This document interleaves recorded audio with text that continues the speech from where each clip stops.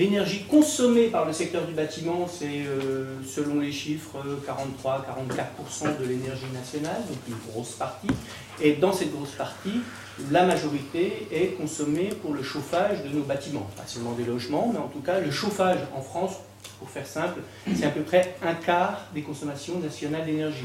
Donc quelque chose d'énorme. Après, on nous parle du facteur 4, du défi du facteur 4, donc diviser par 4 les émissions de gaz à effet de serre d'ici 2050.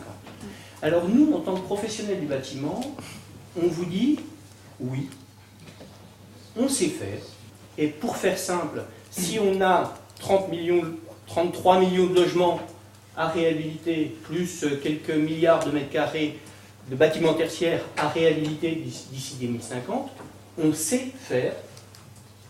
Voilà, mais il faut nous faire comprendre que les décisions politiques seront prises et seront prises pour le moyen et long terme. À part quelques questions techniques sur le bâtiment ancien, on sait comment rendre le patrimoine construit au niveau BBC, donc bâtiment basse consommation.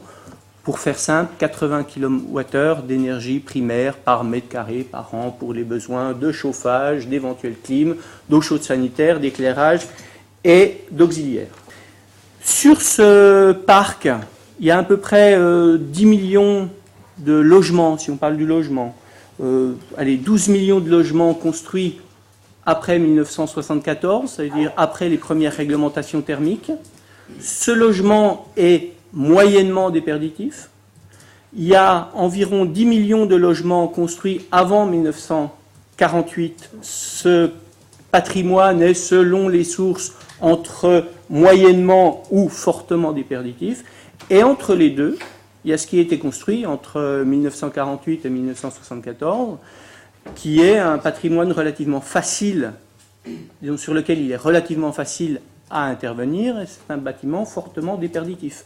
Donc, si vous posez la question de priorité à mettre, c'est peut-être sur celui-ci. Vous voyez que je ne me place pas par rapport à la réalité des habitants, mais par rapport à la réalité technique du bâtiment. Le soin à apporter et la logique à apporter dans les travaux de réhabilitation est, elle, à définir clairement.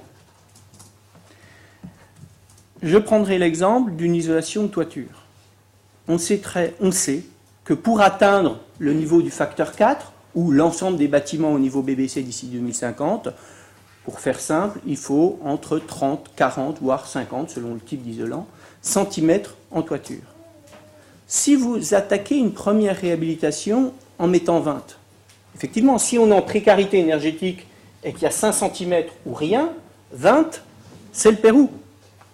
Sauf que ça coûte un certain coût et vous serez obligé de réintervenir d'ici 2050 pour remettre les 20 cm manquants qui permettront au parc d'atteindre le niveau.